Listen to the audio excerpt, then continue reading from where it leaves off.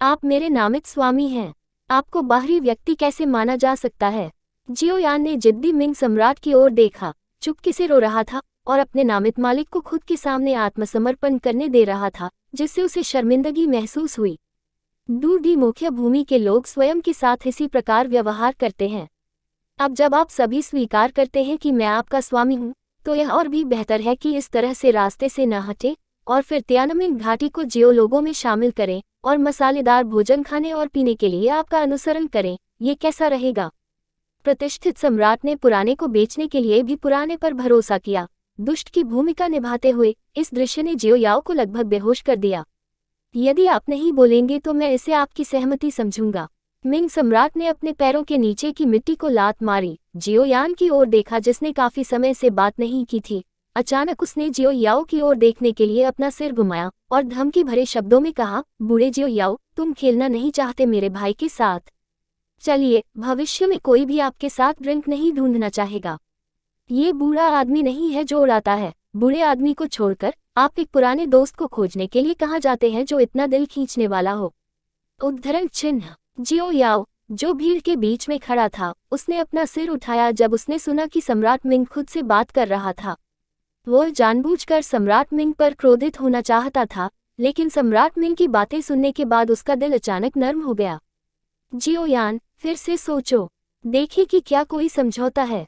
Tiananmen valley का जियो लोगों से जुड़ना मेरे लिए बहुत फायदेमंद है। जियो राष्ट्रीयता विकसित होती है तो क्या बूढ़ा व्यक्ति न केवल प्रथम श्रेणी की ताकतों का भारी वजन बन जाता है, बल्कि तियानमेन घाटी तुलनीय में एक छोटा प्रभावशाली नेता भी बन जाता है। वाह वाह! सम्राट मिंग बहुत शांत थे और वह जियोयान के प्रति विनम्र नहीं थे। वह जानता था कि जियो लोगों का सम्माननीय बुजुर्ग पहले से ही सर्वोच्च सम्मान था जो जियोयान उसे दे सकता था, और उसने तुरंत घोषणा की कि तियानमेन घाटी को जियो लोगों में शामिल कर लिया गया है। अब तक जियो लोगों ने डिझोउ में 3 प्रमुख ताकतों को फिर से हासिल कर लिया है और जमीनी स्तर के कर्मियों का संचय जल्दी से पूरा कर लिया है। सियाफू में कई उच्च रैंकिंग वाले सम्राटों और उन्नत युद्ध कौशल की सहायता से इन प्रतिभाओं को बहुत तेजी से बढ़ावा दिया जाएगा और जियोयान की सेनाओं ने आकार लेना शुरू कर दिया है। खैर, अब वे सभी जियो लोग हैं। आइए यिजियाओ को नष्ट करने के लिए उत्तर की ओर चलें। एक दिन में लगातार 3 प्रमुख ताकतें जुड़ गईं। जियोयान की काली पुतलियां आत्मा से टिमटिमा उठीं। अच्छा है, तियानमेन घाटी के सभी शिष्यों ने प्रमुख जियो के आदेशों का पालन किया और एक झटके में यीमो धर्म का सफाया कर दिया। सम्राट मिंग रोम चमक उठे, मानो तियानमेन घाटी के गौरवशाली भविष्य को देखकर झंडा फहराया गया और टीम जल्दी से मूल जियो जातीय गठबंधन में मिश्रित हो गई और एकीकरण पूरा हो गया। जियोयान के आदेश की प्रतीक्षा में जियोयान ने स्पष्ट कवच के साथ जियो लोगों की सेनाओं को देखा और चिल्लाया, ये लड़ाई बदला लेने के लिए लड़ो, मेरे जियो लोगों की प्रतिष्ठा के लिए लड़ो। चला जाना। उद्धरण चिन्ह। जियोयान के आदेश से वान जून को पदोन्नत किया गया। डिझोउ की हवा खून की गंध से भर गई और आसमान पर छाई धुंध ज्यादा देर तक छंट नहीं सकी।